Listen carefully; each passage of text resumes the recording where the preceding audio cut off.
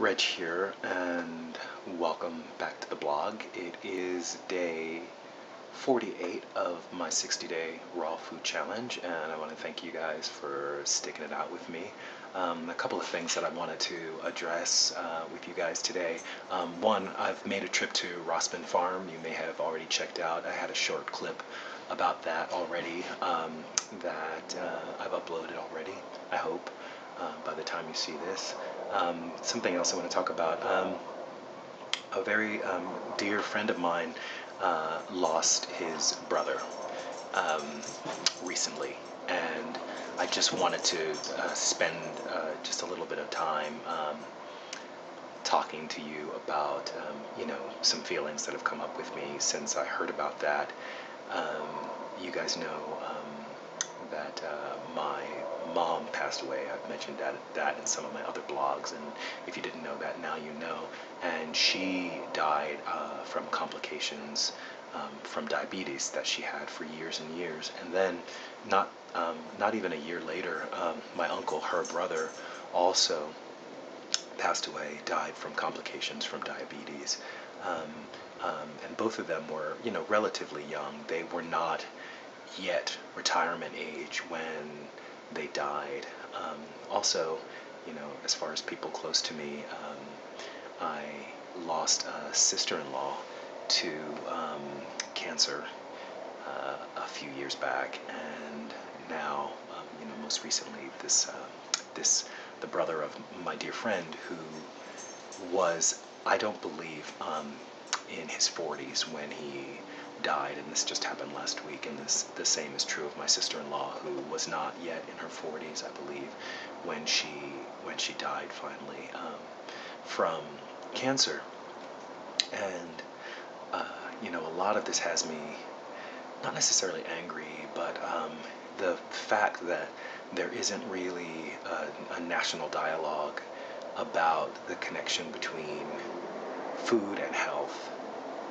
And I don't know, maybe it's so simple that people have trouble believing that just by addressing what we put into our bodies and really taking that, really taking it not so much seriously, but really giving serious thought, um, giving some meaningful thought to the amount of poisons we put into our body on a regular basis, and that it's become the norm to eat food that is not actually food. And so the question isn't necessarily, how one can accept the simple idea that eating more healthfully, can cure you or can keep you healthy, but just, embracing the idea that putting poisons into your body will make you sick. And how do you get people to embrace that? And it really hurts my heart that so many people, in my experience, are so ready to defend their right to kill themselves. And maybe not looking at it as a right to kill themselves, but definitely there's a sense of, I don't care, I like this, and so because I like it, I want it. And if a person wanted to jump off of a building, we could say that they have the right to do that, but it doesn't stop someone else from having an impulse from preventing them from doing that. And so in some ways, when I see people making choices that I know ultimately will harm them, it just makes me feel like, wow, that person's at the ledge and they're about to jump, and I really wish that there's something that I can do to stop them. Maybe in the same way that, I don't know, when you see someone who's smoking or, doing a drug that you think is just, too hard, like crack, or I don't know. Everyone's different and everyone has their opinions, and I don't want to harp too much on that, but I do want to just give you all a sense of how I feel when I watch people that I love making choices that I know are ultimately damaging to them. And doesn't, I don't, it hurts me to think that the, the adjustment that they may feel needs to be made is me not taking things so seriously, as opposed to the adjustment being maybe them taking themselves and their lives and their health just a little bit more seriously. I've talked a little bit before about the idea that the foods that are bad for us are the foods that are, fun, and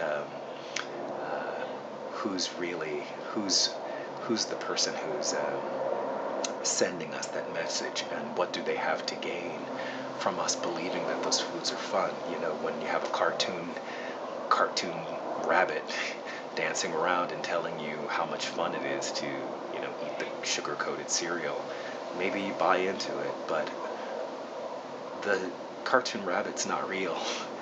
The cartoon rabbit is just not real. So this has been a little bit of a rant. I want to suggest, I've done some reading, and I would love it. I'd love to just recommend a couple of books to you. Do with it what you will. But one of them is Walk Out, Walk On by Margaret Wheatley and Deborah Fries. And Walk Out, Walk On looks at a number of communities throughout the world who have really taken their future into their own hands, and they've stopped waiting for the government to come in and rescue them. So really dug that book, Walk Out, Walk On by Margaret Wheatley and Deborah Fries.